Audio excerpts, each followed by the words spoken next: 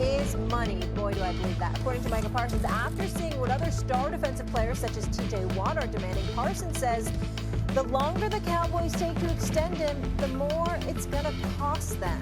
SA, are you surprised the Cowboys are doing this again? I'm not surprised because they don't always make the wisest decision when it comes to contracts. And obviously, Micah Parsons is a stud that you should want to keep and value. I'm just not going to hold Jerry Jones solely accountable for this. I'm going to also hold Micah Parsons. Maybe if you didn't open your mouth and say, I'm not going anywhere, this is where I want to be, and they can take their time, it's okay. Like you did in the past, Jerry Jones wouldn't feel compelled to do this. You didn't have to say that.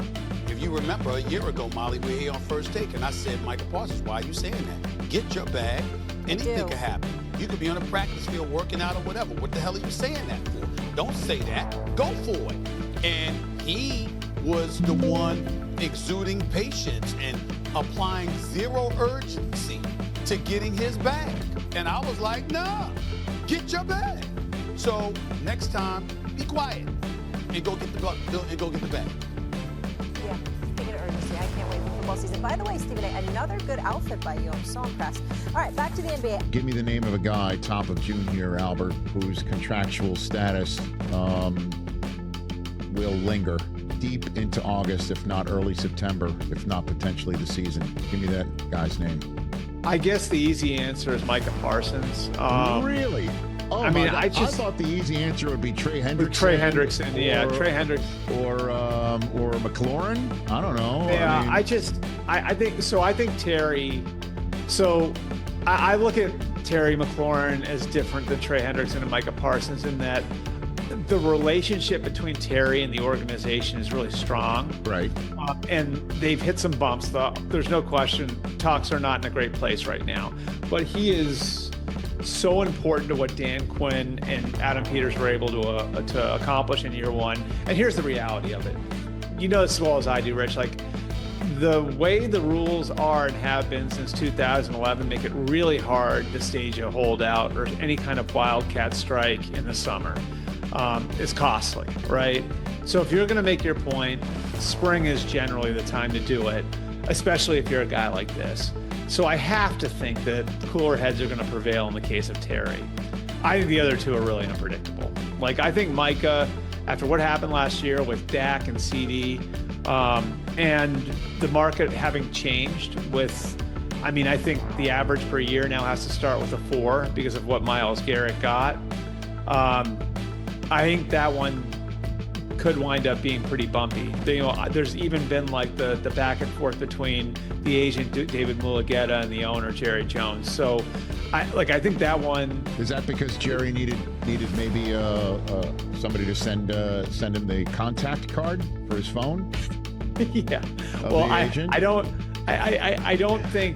don't know how much offense David took to that, but I think it certainly got his attention. You think? I mean, it's not his first rodeo, man. I mean, it's one of the more prominent agents in the NFL, if not the most prominent agent in the NFL right now. So I don't know how that was all digested. I think it added a really interesting twist to the whole thing, and I do think like Micah.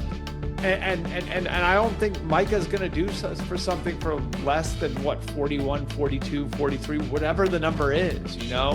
And does he ask for a big jump? Like, remember, he had to wait an extra year too. Like, they could have done this last year. He was eligible last year. So generally a tax comes with waiting the extra year. The Trey thing is, I think even less predictable because this is a 3 offseason thing now, right? And 2 years ago, they do the 1-year extension, which is a Band-Aid. Last year, they get nothing accomplished. And now they're here.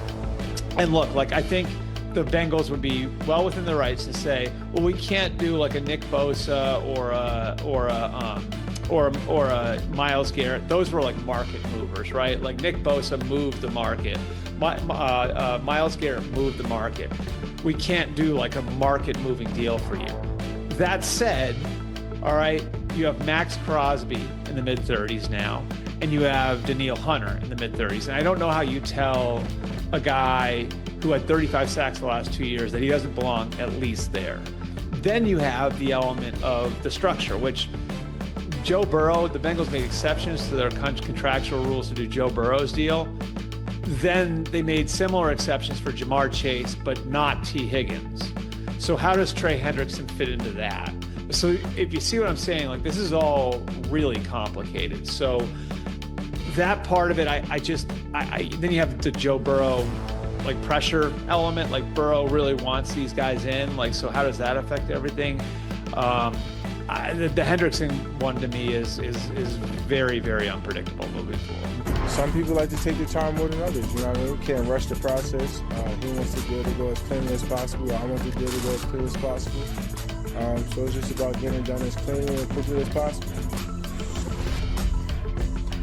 Micah Parsons talking about the contract negotiations. That was during his appearance in minicamp. He's entering the final year of his rookie deal, 5th-year option, $24 million. Look, this could be done very easily. They've already managed to kick the can through year 4. And one of the hidden benefits for NFL teams, if you have a great player that you picked in round 1, you know you've got the 5th-year option. If you can get through year 4, where what the guy gets is peanuts in comparison to his value, like Micah Parsons played last year for $3 million. If you can get that guy to play for that 4th year, whatever you pay him later, you're never, ever making up the gap, the difference that you enjoyed by getting that guy for 3. The Vikings got Justin Jefferson for 3 or 4 in year 4. The Bengals got Jamar Chase for $5 million in year 4. That's kind of the thing that no one ever really talks about, but they got incredible value last year for Micah Parsons. The Bengals got incredible value last year for Jamar Chase because they were able to defer until year 5 that long-term deal. And so you're saying, because I agree, that is, if you can get the player to agree to it, that everything else is gravy. So since you were able to take advantage of that value, do you think you come back and give them a monstrous record-setting contract to kind of make up for what you got away with? I'll say it that way too, what you got away with in year 4 of the deal? Well, but some of these folks that get away with that decide they want to try to get away with it again. You know, the Cowboys can't get away with it twice. No way. They can sidle up to the player and throw the arm around his shoulders and convince him of all the other money he's going to make while being a member of the Dallas Cowboys. And they try it over and over again, and it never works. They tried it with Ezekiel Elliott, it didn't work. They tried it with Dak Prescott, it didn't work. And they delay and they delay and they delay, and they paint themselves into a corner. They did that twice with Dak Prescott. The reason Dak Prescott's making $60 million a year is because they waited too long to sign him the first time. They waited too long to sign him the second time. What are they doing with Micah Parsons? They're waiting too long. And in their same state, the Texans, what did they do with Derek Stingley Jr. after 3 seasons? They didn't try to kick the can through year 4. Boom! They got it done. They paid him because the Texans and Nick Caserio understand it's never going to get cheaper than it is right now. The moment the window opens on signing a player that you have convinced yourself is going to be a great player based upon 3 years of service, the moment you pounce and sign him, it's always going to be as cheap then as it will ever be. It's only going to get more expensive if you wait. And the Cowboys have seen that play out for themselves over and over again, and they still haven't learned from it. Or they prefer to be the team that everybody's talking about as it relates to whether or not they're going to sign Micah Parsons and when.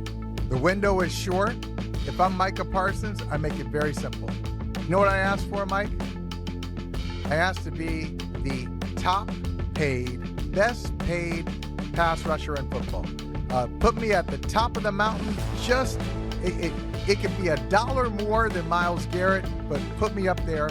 That's my only request, that I have the #1 contract of all pass rushers in football. It will last for maybe a year and a half, then somebody else is going to replace me. But right now, that's what I would ask for. Well, and, you know, Sims has heard some chatter that they're going to try to blow it out of the water with Parsons. And there's plenty of talk about conversations that Jerry and Micah have had, and none of that matters. None of that matters. Verbal promises aren't worth the paper they're not printed on, especially in this context. Nothing matters until the deal is done. And I don't like the fact that Jerry's been talking directly to Micah Parsons. I don't like this idea that they have a handshake deal. Handshake deal doesn't mean jack diddly squat in this world. You got to have a written contract. And it's real. I've read these contracts. They've already got them on the computer. It's just a matter of figuring out the freaking number. What number works for the Cowboys? Do they want, and like I said this with the Vikings and Justin Jefferson. If you want him, you got to pay him. If you don't want him, trade him. It's that simple. You know you're going to have to pay him. Right. Having a great player means, you win the lottery because you got a great player, but you have to pay the lottery